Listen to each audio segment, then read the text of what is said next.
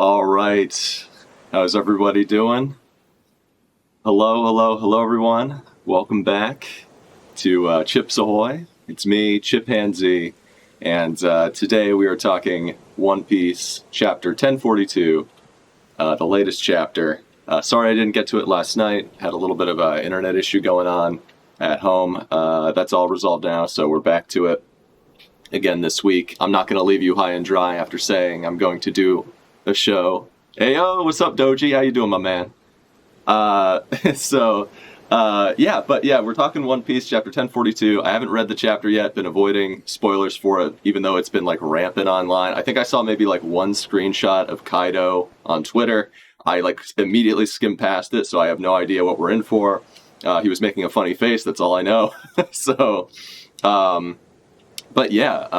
Last chapter, what happened last chapter? I'm trying to remember. A bunch of setup stuff happened last chapter. It was like the bookend of the Big Mom fight. We saw Big Mom as like a young lady. She looked hot. I remember that. What else did we see? We saw Drake got back up. Izo took out a CP0 guy. CP0 wants to kill Luffy now instead of capture Robin. Probably because Luffy has like the chosen prophecy fruit or something like that. We just don't know. But something like that. Or maybe they just like want to protect their interests because Kaido, being in power, also empowers them since they've been able to do business with the Orochi. I don't know.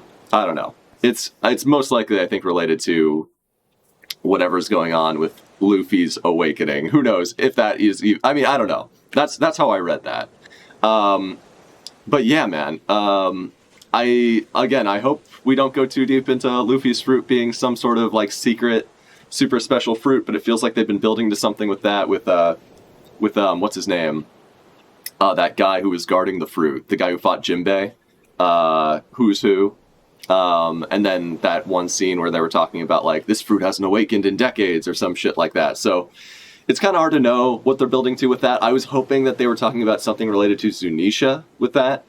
But we just don't know yet. We just don't know. So we're going to have to find out. So I'm not sure what this chapter is going to be. I'm not sure if it's going to be a continuation of Luffy versus Kaido. I'd like to see that. But, there's a lot of loose ends to tie up. Orochi has been, like, crushed by rubble, and it looks like Hiyori is about to, like, slit his throat, or, like, at least just, like, make fun of him and call him a loser incel or something. So that's kind of funny. So we'll see what happens with that. Without further ado, let's just get into it, man. I've been dying to read this.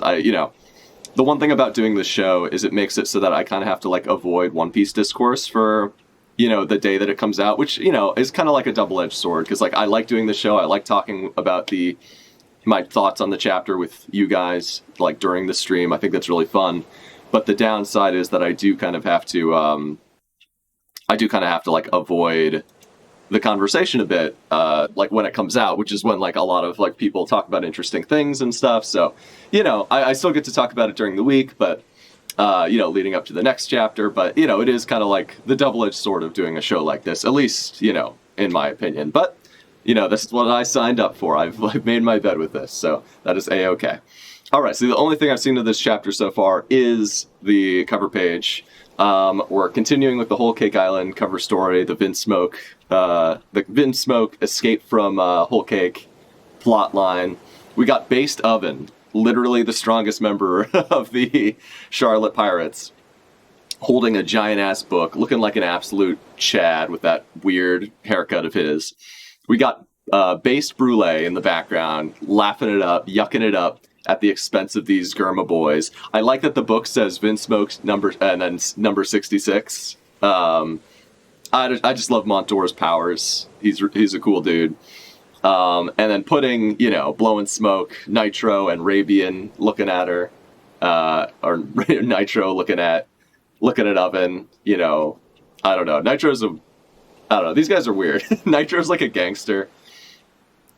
I feel like we haven't gotten any personality from those guys. Is Zeus still the best homie? I think so. Okay. So, let's continue. This is cool. So what does it say? Germa 66's Cold-Blooded Voyage, Volume 6, taking Niji and Yonji to Whole Cake Island. I'm really excited for this cover story because, like, obviously the Whole Cake Island is one of my favorite arcs in the series. And, I'm just really excited to see, like, getting to explore the Charlotte family more, getting to explore, like, the Vince Smokes more. Like, I just like the dynamic between all those different families. I think it's really cool.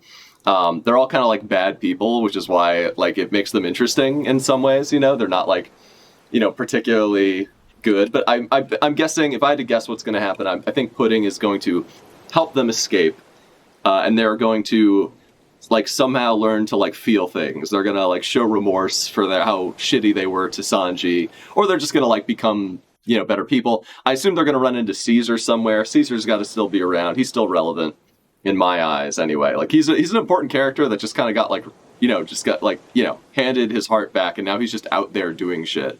I was sure that we were gonna get a Caesar cover story, so now that we're getting a Vince Smoke cover story, I'm, like, pretty confident that Caesar's gonna at least make an appearance. Okay, so how are we doing? Let's see. All right, let's continue to the next page. And it's not an actual page of the chapter. Okay. All right, so we start the chapter off with my boy Drake assassinating the member of CP0. That's pretty based. I knew this guy was going to come back and do something. And, okay, so Castle Interior, basement level 1. I'm kind of upset we didn't see a fight between these two. And it's just like, Drake gets bodied off screen, this guy gets bodied off screen, and that's the end of it. But I get it, Oda has a lot to cover this arc. I understand why he didn't really want to focus on that. I can't really be too, upset or disappointed with this turn of events. I mean, I am a little bit, but, like, I'm sure we're going to see fallout from Drake versus CP0. Because I'm pretty sure Drake was here as, like, a operative trying to flesh out the people in the government that were working with guys like Doflamingo and guys like Orochi. Because, as we recall, Doflamingo, I'm pretty sure, killed Drake's father.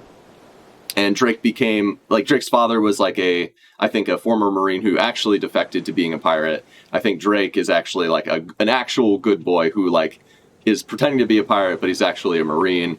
But he actually believes in, like, the values of the Marines. He believes in their cause to some degree. Obviously, like, he is, like, a good boy, like, say, Smoker or Kobe. I like the idea of Drake. He's an interesting idea, concept. He hasn't been used very well in the arc because he keeps, like, he just jobs, basically. But this is cool. This is what I wanted to see from him. I wanted to see him get back up and kill this dude. And it looks like he did. So, Castle Interior, basement level 1, a blade through the chest. Huff, huff. Quivering sword hilt stuck into this man. This guy's spitting up blood. Drake. Why? Pant, pant. This is me enacting my own justice. Yeah, so personal justice. So a lot of people, cite, like, personal freedom and personal treasure as elements of the story. Like, that is, like, a predominant theme in the story. Personal justice is also a predominant theme in the story as well, and has been basically since Smoker showed up. Like, and kind of even since Kobe showed up, to be honest. Like, they clearly had, they care about justice, they care about, keeping the peace, they care about, like, doing the right thing, but they don't agree with the way, like, how corrupt the government is and how corrupt government officials are. And that's why they rage against it. And that's why they ally themselves with pirates who do have, a good heart, like Luffy, who don't actually, seek to harm anybody. And they're okay with doing that. And they have, like, personal justice is something that got brought up. I think it was explicitly stated by Smoker to Tashigi in not Dressrosa, the arc that is just like Dressrosa, but pre-time skip, Alabasta. Basically, back then, what's her name? Tashigi basically said, like, I couldn't, she was, like, lamenting that she was too weak to actually make a difference in the fight against Crocodile. And Smoker's like, listen, like, you got to follow your own path. You got to find your own sense of justice. And, like, Tashigi was upset that she had to, like, kind of help Luffy or let Luffy be the one to take down Crocodile. And Smoker's like, listen, like, you followed your own sense of justice. Don't beat yourself up over that. Like, obviously, like, you'll have to become stronger if you don't want to have to rely on pirates like Luffy. But, like, that is, you didn't do something explicitly wrong by letting him help. Or let it, by giving him a hand to take down this guy who is clearly someone who needed to be brought to justice, Crocodile. So yeah, I actually really like that theme. I like that Drake is, you know, kind of expressing that theme in this new arc. So I'm happy to see it. All right, so, and just Sword. I like the idea of Sword in general as kind of like the Marines, sort of like the good contingent of the Marines kind of being a counter force to like the forces of the world government that clearly don't have any like morals or values that keep them from, you know, being like they're willing to do business with, you know, Doflamingo, Orochi, people who are like warmongers, people who are, you know, selling weapons to the highest bidder, you know, people who are like oppressing their people and like being like, you know, basically like, what's it called? Like dictatorial or like being, you know, basically just being like, not oligarchs, but essentially like, you know, they are authoritarians. They're authoritarians. They're bad people. They don't actually care about the people they're ruling. They're bad rulers. Like the government like co-signing that and like overlooking that because it benefits them is like a thing that's been a running theme in the series. And it's cool to see like guys like Drake and like guys like Kobe and guys like Smoker just kind of like give them the middle finger when stuff like this happens. So I actually like that a lot. I'm happy to see it. Cool. Let's keep going. Oh, sweet. Are we actually going to get a fight between these two? So the guy... So, okay, so Drake, why? Pant, this is me enacting my own justice. And he said, I envy you. And then he... I envy you. Interesting. So are we actually get to see... I'm really hoping we actually get to see a little bit of a fight. Even if it's just a couple exchanges, a couple, like a couple panels would be enough. Even if they cut away and they come back and it's like, these guys are having like a grudge match and like kind of like, give me a Raizo versus Fukuro Kujo at least for these two. I think that'd be good. So he teleports off of his blade, and then he's about to Shigun Drake. Does Shigun Drake. Ugh! Drake spits up blood. Come on, Drake, hold your own, bro. Shiguns him in the neck, too. Damn. That's kind of rough. Okay. Alright, so Flower Capital. Wahahaha! Have you written down your wishes? Light the sky lanterns. So, okay, finally, the lanterns are coming into place. There's going to be a battle in the sky between Luffy, Kaido, Momo's going to be doing shit up there, and the lanterns are going to be flying by. It's going to be a really great set piece. I'm sure it's going to look hella cool in the anime. I'm super excited to see that shit. Let's check it out. Light the sky lanterns. Oh, it's Otoko? Aw, yeah, Otoko needs to be protected. She's a good girl. We stan we stan. We don't stan Otoko, but we like Otoko. She's got a good head on her shoulders. She's you know, she's funny. I mean, she wants to be a prostitute, so you know, take of that what you will. But you know, we appreciate her. She's funny. She's funny. We like Otoko. Okay, make your dreams fly. So here we go. All right, so we're back up on Onigashima rooftop. Luffy is Gear Force Snake Manning. Kaido, he's beating him up, doing a jet belch. No, that's Kaido doing a belch. Kaido's getting beat up by Gear 4. He blocks it with his club. That's probably going to hurt.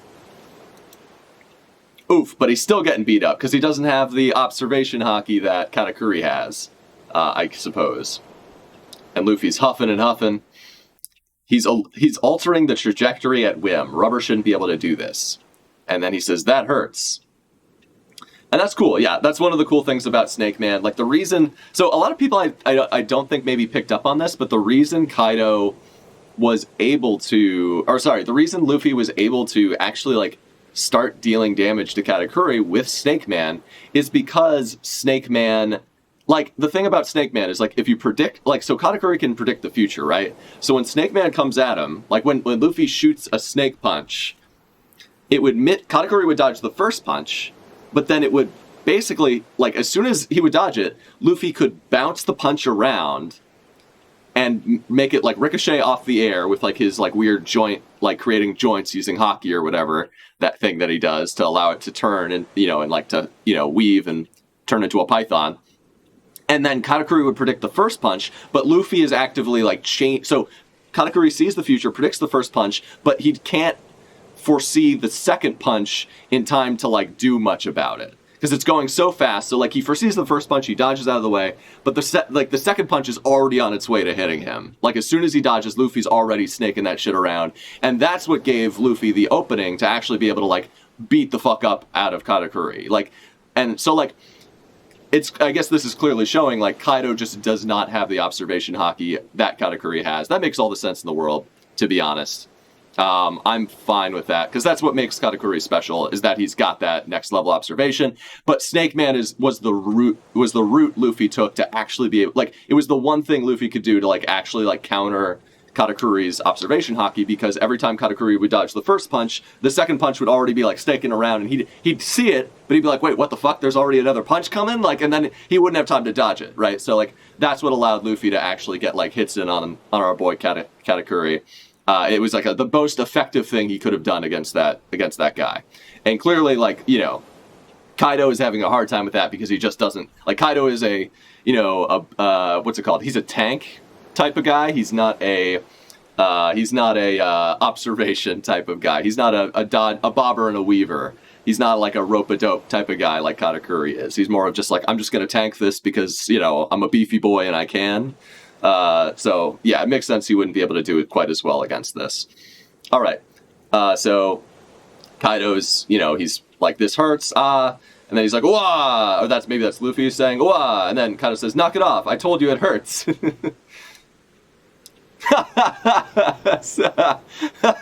Okay, this is funny. Stop it, you. He's put his finger on his lips. He's like, stop it, you. That's pretty good. That's pretty good. I like that a lot. So, flirty drunk face. You know, man, I want to see Kaido fucking a lot more. Where's the Kaido Black Maria Dojin, or the Kaido Big Mom Dojin? That's the shit. That's the shit Dojin writers are, you know, they have no imagination, these guys. They need to get on their shit. Okay.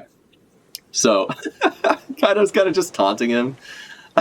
And Luffy's like, really pissed off. You're still drunk, he says. And then he's like, burp. I hope you don't think you're the only one who can see the future. Oh, shit. So maybe he can see the future a little bit. Wow, okay. That's cool. I didn't expect that. Damn, okay. So Luffy, you know, he lights up. He's like, oh, shit. I see something coming. And then Kaido immediately zooms out of there. Pants, I'll take a page out of your book. Okay, so he turns into a dragon. And he's dodging around. Burp, how's this? So he's dodging and weaving now. That's pretty cool. Thieving drunk phase. Thieving, huh? So he's like, is that just like his speed mode? He's gone like, you know, he's going super speed, supersonic, you know, dodging and weaving and shit with his dragon form. That's going to look really cool in the anime, I feel like. Okay, so what's going on with this guy? He's opening his big old mouth. He's coming at Luffy. Luffy sees the future, or just like sees him coming. Oof, and he does a big bite. Ouch. Damn, that hurts. Especially because Luffy's filled with air. You'd think that would deflate this rubber balloon boy, but I guess we'll see what happens. He does have armament haki, so I guess, you know, it's possible that won't do it. But that's a cool scene. So he gets him in his mouth. Luffy's like, oh, wow, wow, wow, wow, wow, wow. And then, or like, pa, as Apu, or based Apu would say. All right, moving on. Okay, starting from the right. And he's still got him in his mouth. And I think, is he about to fucking kill Luffy? All right, so he takes him up to the clouds. Whoa, wee! I'm not sure who's talking here. And then Luffy says, he ate me. And then, so he's in his mouth, I guess. And he's gonna shoot him down into the fucking castle, or into the fucking Onigashima proper. Yo, he took a bite of gum. Yeah, dude. Yo, okay, guys, if Kaido ate Luffy here, if he just digested Luffy, would that kill Kaido because it would be him getting 2 devil fruits? You know, I think it would. I think that would be the end. I think that would spell the end for Kaido right then and there. So Luffy should have just hopped into his digestive system. You know, that's basically like Luffy's suicide attack, is like letting someone else take a bite of gum. Okay, so he ate me. All right, so he says, let me out. And this reminds me of that time during the fight with Katakuri where Katakuri caught Luffy in the diced mochi. He hit him with like the big overhand right. Yeah, that was so cool. That's like my favorite scene in the entire. I mean, that's such a good fight. That's like the Katakuri fight is like my favorite fight in the entire series, basically. So he hits him with the diced mochi, and then he's got him stuck to the mochi on the mochi on his fist. And he starts swinging his fist around, and then like crashes it down. And Luffy like sees it coming, but can't do anything about it because it's like, he's stuck. He's like, oh fuck, That's like basically what's happening here. It's like that moment for this fight. Luffy's fights are all like. At least, like, in the past couple arcs, like, Luffy's fights have been, like, so good. Like, I mean, even the Doflamingo fight, like, I have some problems with how it, like, kind of went in some ways, with, like, Dofi just being such a tank. But, I actually really like, the choreography for that fight. I like that, like, whenever Luffy's in Gear 4, he's just stomping Dofi. He's, like, on another level. It's only when he's not in Gear 4 that Dofi even stands a chance. Yeah, so I like Luffy's fight. Like, Luffy's fights always turn into, like, cool grudge matches. Like, and Oda definitely puts, like, the most time and energy into making them cool. So I like it a lot. And I'm liking this fight, too. And I'm excited to see more. I want to get that damn Rocks flashback, guys. We got to get the damn Rocks flashback. I'm telling you. If Oda doesn't do it, even just a couple, like, give us, like, a couple pages at least. I will riot. I will be, like, annoyed. I mean, I liked the little bit we got last chapter with seeing young, hot Big Mom. I want to see more of young, hot Big Mom. And I want to see more of Rocks, and I want to see more of Baby Kaido being among these legends from his era. Okay. So he goes open. He's about to do a big dragon blast. That's really cool. So he caught him in his mouth. He took him up. He's now, like, he's pointing downwards at the skull. He lets him out of the mouth. Luffy's like, huh? And then he's about to blast his ass into the grass. Blast the breath. And then shoots him down. That's pretty cool. That's like a slam dunk. He really just dunked on him. It goes through the fucking floor. Is it going to send Luffy below the back? Is it going to send Luffy into the same hole that Big Mom is? And then Big Mom's going to finish off Luffy? We're just joking, guys. We know that's not going to happen. Okay. So he gets sent down, packing through the floor, and then, oh shit, he actually did shoot him just straight through the island. That's pretty cool. That's actually awesome. That's like from a scale perspective, that's actually really sick. Okay, so Luffy gets shot through, he says, wah, and then he's like, he's fucking trying to tank it. He's doing his best to block that shit. Now he's bouncing around. Oh, this is so cool. I'm already really liking the choreography for this fight. And I think that's something that kind of has been suffering a little bit, especially in the last couple arcs, is like the choreography.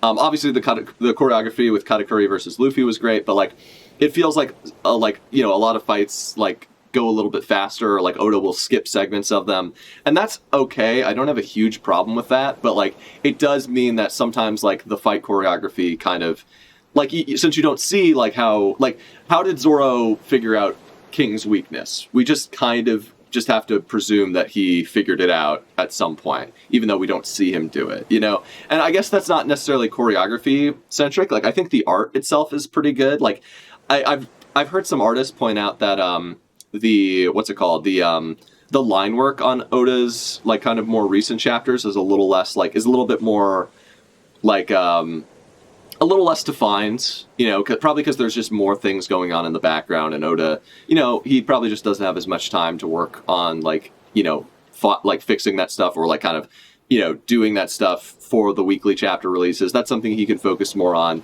in the volume releases. You can clean that stuff up. But yeah, so so Luffy gets shot through the floor. He bounces out before he gets blasted down to to Earth. And he turns into Bound Man. So he shifted from Snake Man to Bound Man. And he says, ugh, cough, cough, huff, huff. All right, Luffy's looking like a badass. He's doing some cool shit. All right, let's move on. So he gets back up. This is awesome, dude. This is like, honestly, this is like One Piece going like, kind of Dragon Ball Z mode, but like in a way that I like. In a way that I think it's kind of like, it's fun. Like, this feels earned, Like, we're not like blowing up the moon yet. Like, we're not going to outer space yet. But like, I like this so far. I like that, Luffy can fly around and that he's strong enough to tank like a blast breath. He tanked one before, so it's not surprising that he could tank one again. All right, so he goes up, he says, "You bastard!" And then Kaido's like, "Whoa, back for more, huh?" And then Luffy says, "How many minutes have I got left? This is my last gear fourth. I don't have time to waste." Damn, so Luffy's putting it all on this assault. That's risky, dude. That's pretty risky. He says, "I can't lose here." He jumps over his head. And then Kaido says, "Burp, how is that so? You're in worse shape than I thought. I think everyone in Wano will continue to starve and go thirsty if you stick around." So Luffy's carrying like the hopes and dreams of the people of Wano on his back, being a real Chad, being an Odin. And this is what Luffy does. We just know it. Like he like empathizes with like someone on an island. In this case, it's most likely it's like really Tama. That kind of I think it's partially because Tama had a relationship with Ace, like not in an inappropriate relationship. Mind you, at least probably not. But, she, because like Luffy wants to, like Luffy met Tama, she knows how much Tama was hoping that Ace would come back and do this and take down Kaido. So he feels like Ace can't be here to do this. I'm going to do it in his place. I know it's more than that. Like I know Luffy does just like respect Tama. He just likes Tama. It is more than just him wanting to fulfill Ace's promise to her on his behalf, on his brother's behalf. But I think there is a little bit of that element. I think that is why they tried to connect Ace and Tama a bit. But like clearly this is something Luffy has considered. Luffy, we know he loves food. We know he hates to see people starve. And we know he hates, oppressors who treat their people like trash, because Luffy is a good leader, quote unquote. He has some shortcomings, obviously, but he's aware of them, and his crew makes up for it. That's why he has a strong crew, so they can account for his weaknesses, account for his shortcomings as a captain, because he does kind of, he's very much a whimsical lad. He can kind of forget his duties and his place sometimes. But we know that like when it comes down to it, he, fights for the people that he, that he cares about. He protects his people. He puts them before himself, and that's what makes him like a good leader and a good dude. So yeah, here he goes. Gomu Gomu no, and he's doing the same attack that he used to defeat Doflamingo. If he uses this attack, that attack basically like split the entire ground of Dressrosa. It basically, created like a giant fucking I remember in Dressrosa seeing Doflamingo get punched out of the sky, and like there was that huge fucking crater, and like the like parts of the city like just kind of like snapped together. Like basically that should have killed like so many people. But obviously this is One Piece, people don't die. But like he's about to hit Kaido with that. Is that going to destroy Onigashima? I could definitely see something like that happening. And no one will die though, because everyone will be saved by like Yamato, or everyone will just be riding Momonosuke. Everyone will be fine. Okay. So Gomu Gomu no, Worororo, it's your business who you choose to join forces with. So here we go.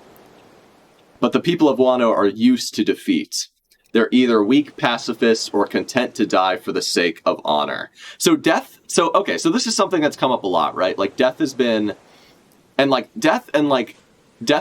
aspirational thing has been like something that has been a theme of this arc. And like a lot of people, like assumed that like, and I do like the way this has become like a thing for Kaido as well, but like it's mostly for the samurai, right? Like the samurai, their culture demands that they be willing to die for their lord, that they be willing to give up the seppuku, like if they do something dishonorable, like they are willing to die for honor. They are willing to die for things that in today's day and age, like you shouldn't give up your life because, you lost a fight or because you failed once. Like you shouldn't like be so quick to forfeit your life. And that's why in that chapter, a couple, this is like, I think from maybe like 5-10 chapters ago, when Usopp was trying to rescue Kiku and Kinemon, he said to them like I think like this is Oda speaking to the audience when Usopp said this. Usopp says like, you samurai, I don't get with you samurai's obsession with death.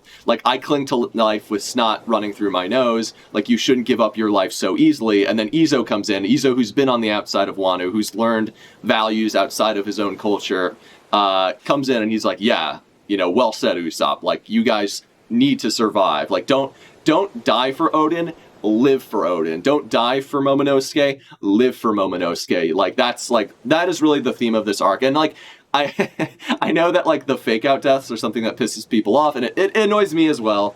But like, I think like that's the reason. I mean, there's a lot of reasons. Like, Oda doesn't like to kill characters in general, but I think like it bolsters the theme to have guys like Kinemon. At least Kinemon. Like, I feel like maybe Ashura Doji can kick the bucket, but who knows if he will. But guys like Kinemon like should survive to like, you know, be there for Momonosuke as opposed to dying to fulfill the last wish of their lord, you know? Like, that is a more valuable thing to do. Like, it's you know, it's easy to, like, quote unquote, to die for your, you know, for somebody or for your dream. It's much like, you know, it's more of a, I mean, I don't know. I guess this is like, you know, a bit of an argument, obviously. People might disagree with this, but it's, you know, in my opinion, like what's actually hard is doing the work, you know, surviving and living on to, you know, carry forth the will of, you know, whoever you're indebted to, or, you know, just like, you know, live your own life, you know, and like, you know, do what you need or want to do. Like, don't give up. Don't just die because you think that's what you deserve, or that's, you know. And like, I guess that is like a samurai culture thing that Oda is commentating on, and he has been commentating on it all arc. And I like that it's tied in with like Kaido's will for death as well. Like, and I think I've talked about this before, but like Kaido's like the reason, like, so Kaido's suicidal, right? Like, that's something that's come up a few times. Like, he's tried to kill himself. It seems like he's temperamental though. Like, it seems like depending on how drunk he is, he'll either be, you know, like suicidal, angry, sad, happy. Like, he's very like he's an emotional dude, and he seems like kind of like a for lack of a better word, kind of like, we've seen him when he was younger where he had like the light in his eyes, and now he's talking to Luffy and he's like, the light won't go out in your eyes, Straw Hat, you're a real badass. Like, so like, I think there's Oda's clearly drawing a lot of parallels between Kaido and Luffy, or he has been, especially showing like the way Kaido was in King's flashback, showing how, like, you know, full of life he was, how full of hope he was for the future, how much he felt like he could change the world, and he could make a bit like an actual difference in the world. So I like that, like, this theme of, you know, of death, because Kaido wants like, all we know, and this is kind of like still sort of speculation, but this is my read on this.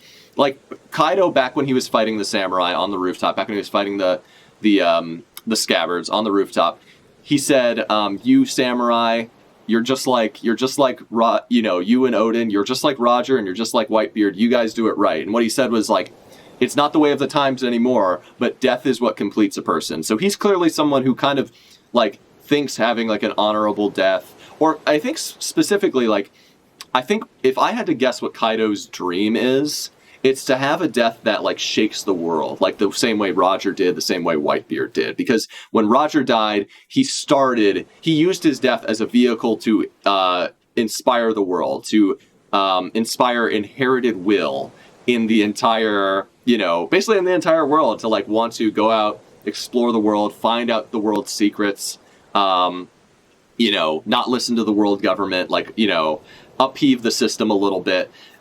Like, so, like, Kaido sees Roger, and he's like, that guy was, you know, that guy, like, died in a way that was, like, you know, impactful and epic, and, like, I want to be like that guy. And same with Whitebeard, like, he, you know, he said it, and he said this even back when we first were introduced to Kaido after he fell down from the Sky Island. He said something along the lines of, that Whitebeard, he did it right. That's what he said. He said, that Whitebeard, it was mistranslated. He said, like, in a mistranslation, I think he said something like, Whitebeard, why'd you have to go and die like that? What he actually said, what the actual translation, like the more accurate translation is, that Whitebeard, he did it right. Like, which essentially, I think, when he then compared Whitebeard to Roger and the samurai later, what he was actually praising Whitebeard for was Whitebeard's willingness to give up his life for the future of the world, for him to inspire the world in another way. And we know that Whitebeard, you know, kind of was the strongest dude in his era. He kind of went out swinging. He went out going up against the world government for the sake of one of his adopted sons.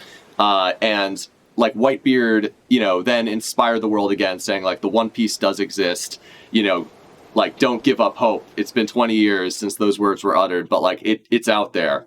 You know, I know that it is. And like, you know, Whitebeard went out like in a blaze of glory, showing that like what a badass he was, what like a a cool what someone like could do against the world government, showing that the world government isn't like an all-powerful force. He's like, no, you can stand up to these guys. Like, I just did it. So like Whitebeard and Roger died in spectacular ways that inspired the world, kind of created these eras of piracy that we saw. Roger sparked the great era of piracy. Whitebeard reinvigorated it, put some fire back in it.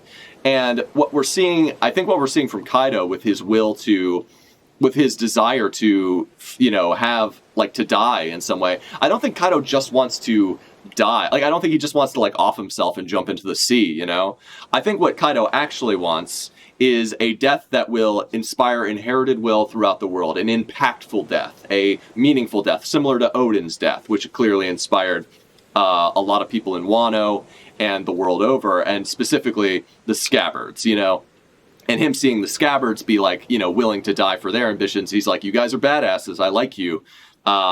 This is cool. So Kaido's, and I think this is the difference between someone like Luffy and Usopp, who are willing to cling to life even if it's like, even if they have to like get in the dirt and like, fucking like, do whatever it takes to like hold on to life, even if it's in a dishonorable way, even if it's like not being, like honorable or whatever, like they will cling to life no matter what, where Kaido is like, I want to have like an honorable death. And like the thing about Kaido's ambitions is I feel like his whole thing is if he wants to inspire inherited will throughout the world and pass his ambitions and his inspire others throughout the world with like an impactful death, I feel like he's going to fail in those ambitions compared to Whitebeard and Roger, because Whitebeard and Roger didn't inspire people just with their death. They inspired people because of who they were. Like Kaido, we've clearly seen, has just like beat people up, subjugated them, including his own kid, Yamato. Like, Yamato clearly isn't going to inherit Kaido's will if Luffy or somebody else kills him or if he dies in a spectacular way. And like we know most of Kaido's crew don't actually like know that Kaido doesn't care about them. They don't actually give a fuck about him. So Kaido is going about inspiring inherited will in the wrong way. This is just my theory and my understanding so far based on what we've gotten from Kaido so far of what I think Kaido's like actual motivations are. And I think it's pretty clear that he is not going to be able to inspire inherited will in really anyone but maybe like King, because King's like seems to be the only one who like actually, I mean, some of the Tobiropo seem to like Kaido and respect Kaido, but even most of them are just like, well, we're just here because you beat us and we know we can't beat you, so like we're just here to like get ahead and like become like get as high ranking as we can under you, because I think the Tobiropo do respect Kaido, obviously. Like even Sasaki, who we know is kind of like a conniving motherfucker, was like essentially saying that like, Sasaki basically said like, I don't want to drink with these assholes, man. I want to drink with you, Kaido. Because like, so I do think there is respect between Kaido's men and him, but Kaido has amassed such a massive organization that he doesn't have that like personal connection with his crew the same way guys like Luffy did, the same way guys like Whitebeard did. So Whitebeard would accept people under his wing just because they didn't have a home. Like Ace, he saw Ace and he's just like, you're just like a wild dog. And Ace was a wild dog. We saw him as a kid. Like he was just a wild dog who wanted to nip at the heels of like the biggest fish in the world. And Kaido saw like, you know what? You're a kid that like didn't really have a strong father figure. Like come be my son. Come be my son. I will take care of you. I will teach you what it means to be a man of, a man of your word and like whatnot. And I don't think Kaido's going to be able to inspire the same level of, essentially like the same level of, like kind of like he hasn't, from what we've seen of him so far, from what we've seen of the people who work under him, like the only one who actually sees Kaido in that way is maybe King. Like King is the only person who would like, if Kaido were to die, he's like, I'm going to take up Kaido's legacy or whatever.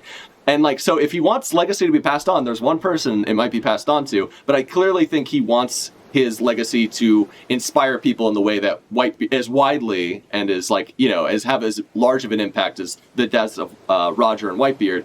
I don't think it's going to be as impactful as he wants. And I think that's going to be like where he fails. He's going to die and he's going to be like, I finally died. I finally achieved my goal. Everyone's going to be inspired by my death. And everyone in his crew is just going to be like, oh, well, fuck that guy. That sucked. Which is essentially what happens with Big Mom too. Like Big Mom, her children work for her because they're her children. As soon as, like, they're always like, oh, let's, like, you know, they don't actually, like, they care about their mom, they're loyal to her, but they don't actually like her. Like, they would rather probably be doing their own shit, most of them anyway. And when and if she dies, they're going to be like, oh, thank God, I can finally get the fuck out of here, you know? So that's how I see this going. And it's neat. It's drawing an interesting parallel between guys like Kaido and Big Mom and guys like Luffy and Captain Kidd and, you know, who clearly has inspired his crew, like Killer and stuff. We've seen... This arc is really interesting because it's focusing on how the subordinates relate to their captain. So it's like we got the scabbards and how they relate and how they, you know, how devoted they are to Odin, who they've inherited the will of. We see the Straw Hats and how devoted they are to Luffy. I think this is the most devotion, like the most, like, because like we've definitely seen a lot of devotion from the Straw Hats, but I think this is, like, this arc has showcased, like, more than any other arc, how devoted the Straw Hats are to their captain. Like, Nami declaring, like, he's going to be the Pirate King. Zoro and Sanji in their fights, in both of their fights, saying, like, dude, like, we are, like, they weren't just thinking for themselves. Like, Sanji literally asked, like, what would the Pirate King need more? Someone who has this weakness for women that I have, or someone who, you know, can take anyone down if I'm ordered to, you know? Regardless of, you know, who they are, or, you know, if they're a good person or not, or if, you know, they are, you know, a woman or whatever. So, like, and then, like, Zoro obviously saying, like, I made a promise to my captain, I will make him the Pirate King, you know? Like, you know, Zoro, that's something that's been, he's cared as much about Luffy's dream as he has about his own since, at least, when he took all of Luffy's pain. That was the moment where he was willing to give up his own dream for somebody else. And same with him subjugate, you know, basically saying to Mihawk, like, I still want to defeat you, but, you know, I care more about making sure my crew is safe and that I can be there for them and I can be strong enough to protect them and my captain. You know, so we've seen a change in Zoro over time. He doesn't just care about his dream, he cares more about the people around him, or at least as much as he does about his dream. So that's cool. And in comparison with Kaido, we see a lot of people, and like Big Mom, we see a lot of their subordinates are kind of just like, you know, they kind of don't give as much of a fuck. And I think that's an interesting parallel that they're drawing this arc. Now, obviously, some of them do, like Black Maria cares about Kaido, King cares about Kaido, Ulti clearly, like, she believes Kaido's going to be the Pirate King. But there is, like, there's similarities, but there's also, we're seeing clear differences. And it's been really interesting to explore. Hey, Sour, how you doing, my man? Good to see you. Okay, and thank you. I appreciate that. Okay, so Kaido says, but the people of Wano are used to defeat. They're either weak pacifists or content to die for the sake of honor. They're just losers trying to cover up the stench of their failures. Damn. And then Luffy says, shut your mouth. The samurai are strong. And he's going big fist. He's got his big dick fist right there. A brave face makes them strong, says Kaido. Winners shouldn't need rationalizations. Which are you? Winner or loser? And then he says, Supreme Kong gun. Supreme Kong. I would like to see a version of Supreme Kong. Like, someone draw the monkey version of that. Okay, Supreme Kong punch. He punches Kaido's mouth closed, so Kaido swallows his blast breath. Kanji is the same as in Supreme King Conqueror's Haki. I see. So he does a King Kong gun with Conqueror's Haki. Knocks this guy back. Not yet. I can't let up until Gear 4th is finished. Roaring thunder. And that's coming from Kaido. Luffy's making a fucking scared face. Roaring thunder Bagua. And he hits Luffy. Did he just knock Luffy out again? Oh, shit. Luffy lost a 4th time. Jesus Christ. He knocks Luffy out with a roaring thunder Bagua. I mean, honestly... Okay, so pant. Luffy expels Gear 4th. Oof, can't let any escape, I'll lose power. So he closes his mouth. So Luffy actually isn't down for the count yet. He's closing his mouth to try to not let all of the wind out of it. Like, Kaido just basically knocked the wind out of him. You know, I don't know if you guys have ever been in a fight, but, like, getting the wind knocked out of you fucking sucks. Because you literally are just, like, gasping for air. You know, it's rough. It's a rough thing to deal with. So that's clearly what happened to Luffy. But he's like, I gotta fucking hold on to this shit. I can't let myself, like, you know, just expel Gear 4th, because then I'll be vulnerable. So Kaido turns around, and he's got the homicidal drunk phase, and he's looking like funny. He's looking like Jinbei with that nose. So that's pretty funny. Oh, fuck yeah, guys. The fight is still going. We're getting a full fight chapter between these two. This is what I wanted. This is so good. Okay. Luffy looks at him. He says, one more shot. And he looks like he's, you know, if this isn't enough, I'll lose. Okay, so Kaido's gearing up. Luffy, Gomu Gomu no, and he's like, bring it, brat. Bring it on, brat. Roaring thunder, and they're charging at each other. Oh god, wait, this guy's back? What the hell? Oh, so wait, is he actually going to interfere with the fight? I was sure Drake was going to take this guy down. God damn it, Drake, you idiot. You can't do anything right, man. I swear to God. I wanted Drake to take this guy down. Why the fuck? What? Drake, what the hell, dude? You suck, my guy. You suck. You should be cool, but you're embarrassing. I know. I'm sure Drake is going to come back and do something, or maybe not. Who knows? So this guy jumps on Luffy's back. Huh? Luffy says. Iron body, he says. Oh god, so is Kaido gonna win because this guy interfered? Damn, yeah. CP0 is what Kaido says. Father, Momo. Oh, so this is like what? Oh no, Kaido is gonna win, but he's gonna win again by someone else's interference. And that's like what Kaido hates the most. So Kaido is going to kill this man. He's going to yeet this man into the moon. And we're gonna see a cover story of this CP0 man hanging out with an L pretty soon. Okay, cool. So Father, Momo. So Kaido has a flashback to that time that his fight with Odin was interrupted and it allowed him to get a win. And he's like, he hates that. He's upset. He was mid-swing, though. He couldn't pull his punch. Look how upset he is. Kaido wanted to die. He wanted Luffy to win. He wanted a real fight with this dude.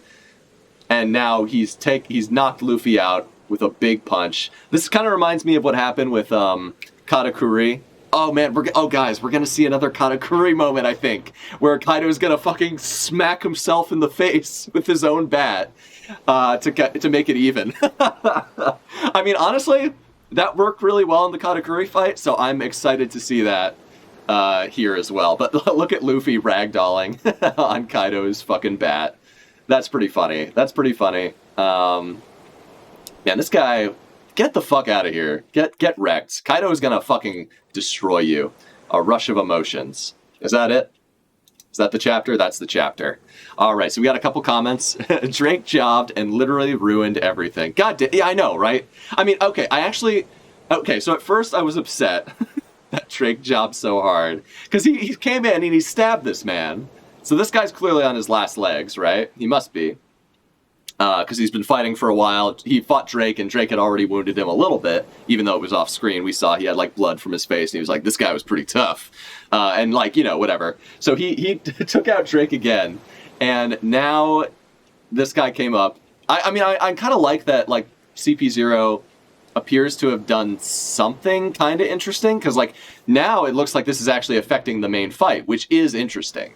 Especially, like, depending on how what impact it has on Kaido's psyche. Because maybe this will be the catalyst for the Rocks flashback that we've been wanting. Like, maybe Kaido was with the Rocks because he wanted to test his mettle against Rocks himself. And when Rocks was taken out by, I don't know, like someone else, whether it was Roger and Garp, I presume it was. Maybe that's like Kaido. I hope this gives us more insight into Kaido. I already like that it's kind of calling back to this moment with Odin, where he realized Odin was someone who could actually challenge him, and right when he found that out, that's when this asshole Kurozumi bitch kind of captured, presumably captured Momo, made a distraction happen. So, yeah, I'm actually really interested to see how this impacts Kaido. I thought I was going to hate this turn of events once I saw that Drake jobbed again. Because I like Drake, at least aesthetically. I like him being part of Sword, and I like how Sword kind of clashes with the ideals of CP0. They're both secret organizations, but they're working for different goals. And like Drake has, values. He's like, we don't work with fucking tyrants. That's his, I mean, he does because he's undercover, but like he has, he's clearly got other goals in mind.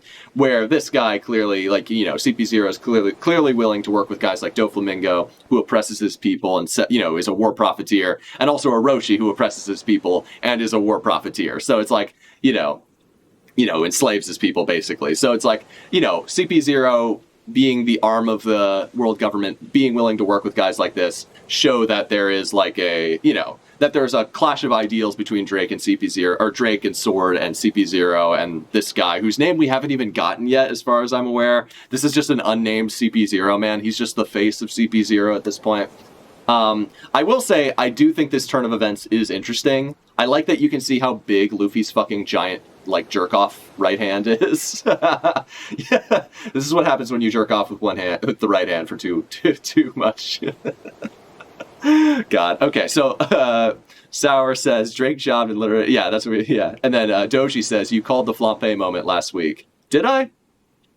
Did I call it? Oh, well, I did talk about how last week... Oh, yeah. No, I did, I guess, actually. Yeah, I remember that now. So, yeah, I was saying, like, this guy, once he got the order from the Gorosei, like, to go after Luffy, he's like, I can't do that. There's no way I can take out, get in between these two. These two are way too strong. And I'm like, well, dude, Flampe, if Flampe could do it, why can't you do it? Like, are you saying you're not even as good as Flampe? So I guess he did it.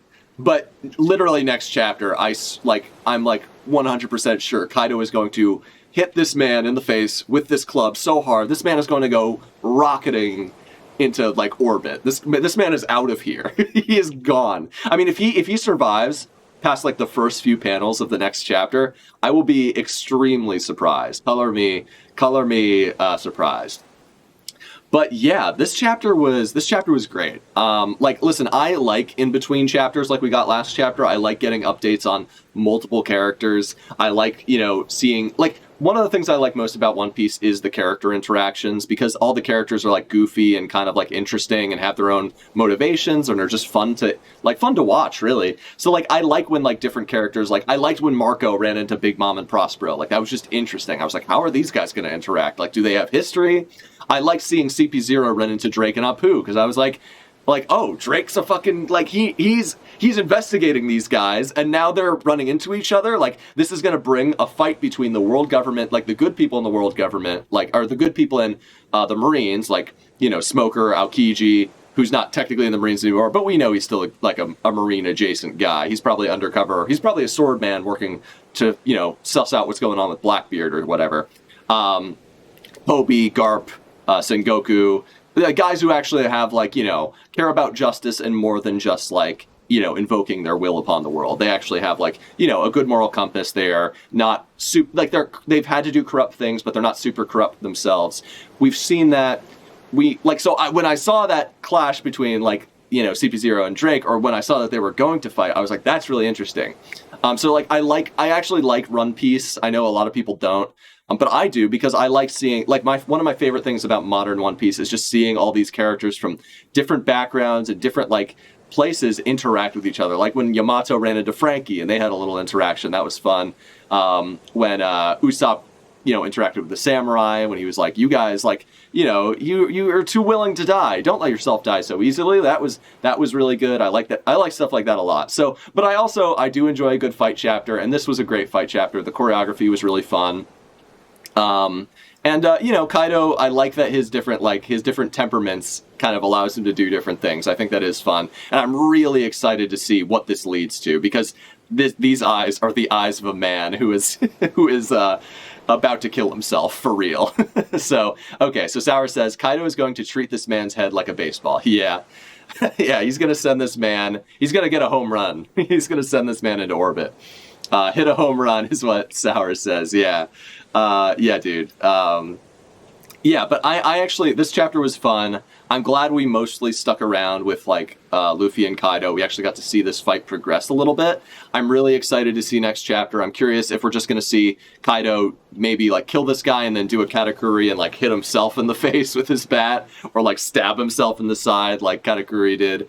I could potentially see something like that happening, or maybe just seeing him like do something to help Luffy like recover, or like just like stop, like just maybe he'll just like take a break and be like, listen, I'm just gonna wait for this guy to revive. Like I don't want to, like I want our fight to continue, because like we know that Kaido he wants a good fight. That's like all he ever wants is like he's like, I just want someone who can like challenge me. You know, I just want someone who can stand up to me. Like he's been so excited throughout the raid because there's been multiple people who've been able to like wound him and been able to do damage to him, and he's like, this is great. Like this is like what I live for right now. So this is really cool. I hope to see. I'm like really excited to see where this goes. So Sour says, One Piece feels like a strategy game, kind of like chess, where everyone is trying to put the right pieces in the right places. Yeah. I mean, I like One Piece. Like the thing is, after a chapter like this, like I have my predictions for what's going to happen next, but there's not as like with One Piece. There's so like. And you know, like predictions are a double-edged sword, right? Because you got guys like a Library of Ohara, Artur. You got guys like Morge who take predictions a little bit too. Like there are guys in the One Piece community who take their predictions as like, this is where Oda should go with this, and I'm like, okay, let's step it back. It's fun to speculate what can happen, but like you also got to realize like we're not the authors. We don't know where the story's going. Most likely, like, obviously there are some times where Oda fucks up, but most of the time when it comes to, like, the overall narrative of an arc, Oda usually does a pretty good job and knows what he's doing. Like, the ending of arcs in One Piece are almost always good, in my opinion. I don't remember there being a bad one. And I think they almost always have, like, pathos and spades. They wrap up the themes in a good, interesting way. So, yeah, like, I have faith in Oda to, like, bring this arc full circle. Like, that's one thing I'm uniquely... Like, I don't have faith for him to kill characters, because he's never been good at that. But I do have faith for him to, like, wrap up the arc in a way that is succinct, that, you know, puts a bookend on all of the themes he's trying to convey with this arc and that he's been expressing thus far. And, you know, make it satisfying in that way, in the way that it's been built up to be. So like that is something that I am uniquely positioned to trust Oda to do, because he's never, as far as I'm concerned, he's never missed with that type of stuff. But yeah, One Piece, and what I'm saying about with One Piece is One Piece, because there's more characters involved and because they're in the process of going somewhere or they're on their way to do something. We don't always know what they're on their way to do, but because they are like in the process of making their way somewhere, we know that something is going to happen with them. They're going to run into somebody else important, probably, and or they're going to do something important, because Oda wouldn't dedicate screen time if that wasn't the case. So, like, I actually, you know, that's why I like One Piece, because it gives you so many things to, like, talk about and be like, oh man, what's going to happen next? Is this guy going to run into this guy? Or maybe this will happen to this. And, like, obviously, like, when the chapter comes out that shows what's actually happening, at that point you could either be validated by getting something right, or be like, oh, okay, I was wrong, but that's fine. Like, you know, this is also interesting. Like, I never expected Drake and CP0 to run into each other. Like I said, I'm a little disappointed with Drake, but I like this turn of events. And it does seem, and like when we saw them bump into each other initially, I was like, this is incredibly interesting. Like, this is like super cool that, like, you know, like a secret agent of the Marines and a secret agent of the world government are just like acknowledging each other and being like, you shouldn't be here. And then the other one's like, well, no, you shouldn't be here. And like they go, you know, they clash and have a, you know, it's cool from like a thematic perspective, and it's interesting to think what could come from that in the future, at least for me. Sour says, my favorite part of predictions is how everyone is usually wrong. Yeah, like it's fun to throw things at the wall and just see what sticks. And like, you know, you just gotta not take it too seriously. Like, if you're wrong about your prediction, you just gotta, like, don't be a Morge, don't hold on for dear life. Like, you just gotta be like, you just gotta accept sometimes that you're gonna be wrong. And listen, like, the raid isn't going to fail, but we did just see Luffy lose again. And I do think Luffy's probably going to get back up. Like, he's, you know, he's a tough lad. So I could see him like maybe being down for like a few minutes and then getting back up and being like, or maybe what will happen is Kaido will give him the 10 minutes he needs to get his haki back so that he can go back into Gear 4th. Because maybe Kaido's like, that's the least I could do to make up for the fact that like our fight was interrupted and that someone got in the way.